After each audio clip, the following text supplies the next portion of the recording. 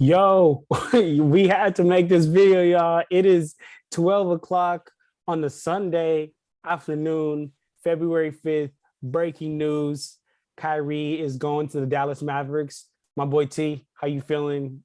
How's your Sunday? Sunday was good. I just been freaking making some content, and then my phone's on D&D, but luckily I go look at my messages real quick, and my boy texts me like, yo, Kyrie Irving just got traded to the Dallas Mavericks. As soon as they seen that, I jumped off my bed, went to go record the video. Bang, already out. Hit up John. I see John send me a message, Kyrie to the Mavs, question mark, question mark. I'm like, yo, we got to get on the Zoom call right now. ASAP, bro. We got to talk about this, man. We got to talk about this, man, because this is some huge breaking news around the league. It's crazy, man, because, you know, like the Kyrie really put the Nets in such a tough situation, man. He made them have to make a decision with so little time, really drug his value down and all that, man. But, you know, quick video, we're going to get into the trade, you know, what happened and, you know, how it's looking like for the Nets now and how it's looking like for the Mavs and some of our thoughts. You want to go ahead and get started right here, T? Yeah, so can you say over the whole trade details? If you remember it? Yes, sir. So the Brooklyn Nets traded away Kyrie Irving to the Dallas Mavericks, and the Brooklyn Nets returned, and the Brooklyn Nets are in return getting Spencer Dinwiddie, Dorian Finney-Smith, a first-round pick, and multiple second-round picks. All right. So personally, the Dallas Mavericks, they did what they had to do, right? We were saying that they need to give Luka help. They are 0-7 without Luka. They're one of the statistical-wise, every single stat that you could think of, they're one of the worst in the league. And I know John been saying this for a while. I was personally just saying I think when a player gets out, you have to step up and win a couple of games. But clearly they couldn't even do that. Now you're adding another player in Kyrie Irving, who's a superstar player, who is an all-star point guard this year. In the starting lineups, average about 27 points a game, 5 rebounds, and 5 assists while shooting 37% from the three-point line, about close to 49% from the field. So say if Luka goes out, right, you still have another superstar point guard that can handle the ball and is just playing with the other role players that they have. This is why this team was so good last year, because they had that in Brunson, and then Finney-Smith would knock some shots down. Obviously, he's not on the team no more, but Reggie Bullock was knocking some shots down. Maxi Kleber was knocking some shots down, which he's coming back from injury. So I truthfully love this move. And to be honest with you guys, you gave up, several second-round picks. We don't care about that. And then you gave up, one first-round pick or 2 first-round picks? Yeah, one first-round pick, and then it was Dorian Finney-Smith and Spencer Dinwiddie. Listen, one first-round pick is wonderful, man. That's one first-round pick that the Lakers didn't want to give up. Now look at the Dallas Mavericks. They just got Kyrie Irving. You get what I'm trying to say? Like the Dallas Mavericks are in a position where they know they're very mediocre. They're currently 6th seed in the Western Conference, 28-26, 4-6 in their last 10. They're terrible away. They're 9-17.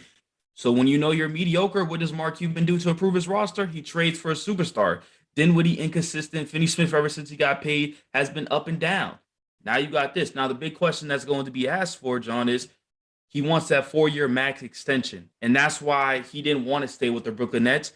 And reports were coming out that the Nets were going to give it to him, but they were going to put stipulations in his contract, which he did not want. No stipulations. Kyrie Irving is the type of player that he just wants to, none of that stress stuff. He wants to do what he wants to do and just play basketball and make money. I respect it. It is what it is. No one wants to be locked up to something that you have to be forced to do on your contract. Mark Cuban, on the other hand, he just likes to give away money. The dude's a freaking trillionaire. You know, he just here. So I'm pretty sure they didn't just trade for Kyrie Irving without them having somewhat of a conversation, like verbally agreeing that they're gonna have a contract extension, because Irving is on an expiring deal. You didn't just trade all this away because you're trading some valuable role players and some capital just for him to play for 30 games and to go in the postseason, depending how far you go. I know for sure they didn't just do that.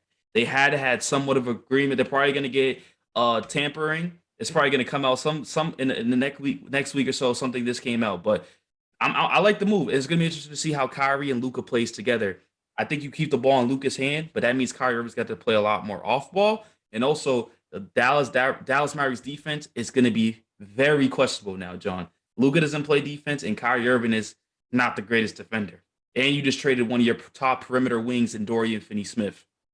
Absolutely, man. Look, honestly, I agree with a lot of that stuff that you said about the move, and I think the biggest thing is that the Dallas Mavericks, they pulled off a move that not only you're bringing Kyrie and you're going to deal with the baggage of Kyrie, but you're also, this move also is keeping Luka, and I've talked about this when Drew Holiday had first originally came to the Bucks.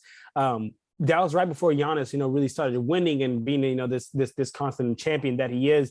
And I even said to my brother, like, if the Bucks don't bring somebody that will help Giannis win the championship, help Giannis be the player that he wants to be, then they may be losing Giannis in the long term, and bringing Drew in. We saw what that did, and I think that this move isn't nearly as great as bringing Drew to that Bucks team. I thought that was like a perfect piece, perfect fit. Really left no question marks. This leaves some question marks, like as far as the defense, like as far as height, as far as all that. But as far as just the move, this kept, not only brought Kyrie, but kept Luka as a Dallas Maverick, man. I know Luka was maybe he wasn't asking for help, but his play out there was showing like, yo, I need help. Like, yo, every time I go down, y'all struggle without me. Y'all suck without me. And this is, yeah, and I'm not going to lie, my boy, this is something I've been saying. I said, man, the Mavs absolutely struggle without Luka, and they let Jalen Brunson walk. And that's, kind of going to be the reason that they're not going to have that good of a season. It may even be the reason that Luka walks. But now bringing Kyrie Irving in, not only did you bring a player better than Jalen Brunson, but you brought somebody to keep Luka happy, to show Luka, look, man, I know we don't have the best roster surrounding you, but we're doing all that we can to give you to give you the championship, to give you, the best opportunity to win a championship, man. So I definitely like that move from as far as the Mavs point of view.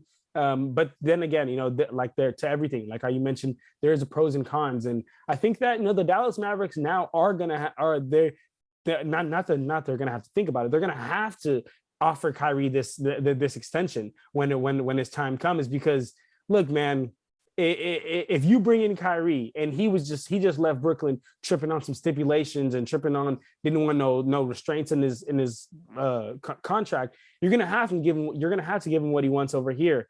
And if you don't give him what he wants, then Luka walks. Or then Luka, is a lot more likely to walk. So, man, I think that Dallas Mavericks, they pulled off, this is a win move for as far as the season now, as far as, helping out Luka and saying, yo, Luka, here, we got somebody to help you. But I think they might have dug themselves into a hole come the future.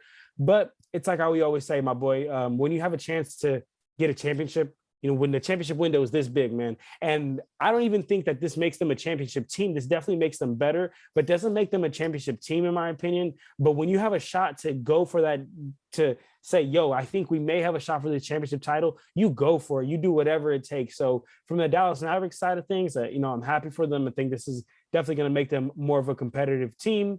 Going to secure, especially if Luka and Kyrie are out there more often, it's going to secure their spot definitely as a top 6 seed. But do I think this makes them a championship roster? I still don't think so, to be honest with you. I mean, I agree, but I wouldn't say that confidently yet, because, John, there's still 3 days left in the trade deadline, and then you still got the buyout market. I don't think he's done. I think this more though. I mean, they're the only team that had made a big move this whole season. So I mean, I'm not going to be shocked if they continue to do more. Mark Cuban knows I just made it to the Western Conference last season. Now I got to make it to the NBA Finals. So I'm gonna do what I got to do to make my superstar player happy and for this roster to improve. But also, just want to talk about the Brooklyn Nets real quick. They're currently 32-20, and we could go further in the video later on in Kevin Durant, because I want to talk about that. What's next for a KD, but also for the future of the Brooklyn Nets, right? I honestly like this move for them. That you get rid of a headache of Kyrie Irving. Spencer Dinwiddie played excellent with the Brooklyn Nets. Let's not forget, he played really, really good over there. You get a young player in Dorian Finney-Smith who's on a reasonable contract, and you still get some draft capital. So this team is still competitive. Even if Kevin Durant comes back, even if Kevin Durant's not traded, this team could still compete. I don't care what anybody says. The Eastern Conference, now I don't see them going anywhere in the postseason, but I still think they're a playoff team, and I still think they are still going to be a team that, is watchable, at least in some sense. Because it's Playing, like, playing. You think they'll finish as a top 6 seed, or they'll have to be a play-in team? bro, I think they're gonna, bro. The East is trash. Is it trash though? Because John, look at this. Let me tell you talk to something. me. Remember, they're 32-20. They're ahead of a lot. The playing teams. You got to win like 8-9 games, bro. I don't, bro. I don't really. Not the Brooklyn, the New York Nets are right now. The New York Knicks. Sorry about that. They're 28-26. The Brooklyn Nets are 32-20. So that means they're Is that you see? They're like, bro. They're 4 games. They're a lot of games behind because they gotta losing a player like Kyrie and now leaving it solely on KD and the New York Knicks. The way the way they've been moving this year, I don't see that that's very far from bro. The Nets are comfortable. They're fine. They're gonna be fine. They're not gonna fall out. Dinwiddie is gonna turn back into old Dinwiddie. There's no there was no pressure on him in Dallas, but he's just gonna feel comfortable. He's back home. And then Dorian Finney-Smith is going to play his role. Cam Thompson's looking like a player. 44 last night. That's crazy. Without Kyrie Irving, they still won. I don't care who they play. They still won out with Kyrie and Ben Simmons and Kevin Durant. So this team is still solid.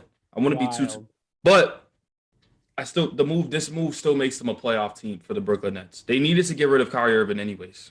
Man, I feel bad. I mean, honestly, man, I feel bad for the Brooklyn Nets and for the Philadelphia 76ers, man, because both teams just got put in a situation when they were stuck between a rock and a hard place where they couldn't really go anywhere, right? With the 76ers, Ben Simmons refused to play. Why would any other team trade a player of any value for a player that refused to play? Same thing with the Brooklyn Nets and Kyrie. Kyrie, came out and said he's not going to play until they figure out the situation. So, man, I mean, it's just it's unfortunate. I'm not gonna lie. Me personally, I don't like seeing the players having this much power. I don't like seeing the players being able to say, "Oh, okay, well, if you can't figure out a situation that's ideal for me, I'm just not gonna play." Like that's not how life works. We all work jobs. I could not do that with my job. So, just big problem with the player to the power to the players. But before we wrap up here, let me ask you, my boy T. Yeah, who won this? Dallas Mavericks or Brooklyn Nets? I think they both won. I'll be honest with you. Can't ride the fence. I can't let you ride the fence. You got to pick one. You guess Dallas, but bro, I don't think a lot of people talk about what Brooklyn did, bro.